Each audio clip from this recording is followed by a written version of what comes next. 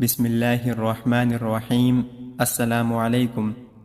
حضرت عبداللہ بن عباس رضی اللہ تعالی عنہ سے روایت ہے کہ نبی اکرم صلی اللہ علیہ وآلہ وسلم کے سامنے ایک آدمی نے ہوا پر لعنت بھیجی تو آپ صلی اللہ علیہ وآلہ وسلم نے فرمایا، ہوا پر لعنت نہ بھیجو، اس لیے کہ وہ تو اللہ کے حکم کی پابند ہے، اور جس شخص نے کسی ایسی چیز پر لعنت بھیجی جو لعنت کی مستحق نہیں ہے تو لعنت اسی پر لوٹ آتی ہے۔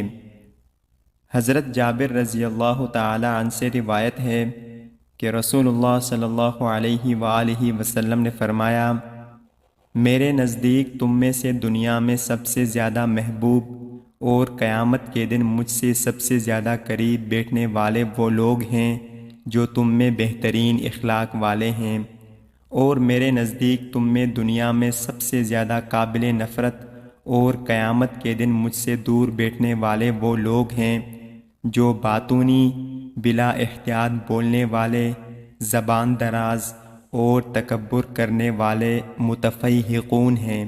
صحابہ نے عرض کیا، اللہ کے رسول صلی اللہ علیہ وآلہ وسلم، ہم نے سرسارون یعنی باطونی اور متشدقون یعنی بلا احتیاط بولنے والے کو تو جان لیا، لیکن کون لوگ ہیں؟ آپ صلی اللہ علیہ وآلہ وسلم نے فرمایا، تکبر کرنے والے۔ اللہ تعالی ہم سب کو ان پیاری احادیث پر عمل کرنے کی توفیق عطا فرمائے، آمین یا رب العالمین۔ السلام علیکم ورحمۃ اللہ وبرکاتہ۔ آپ سب دیکھنے والوں کا بہت شکریہ۔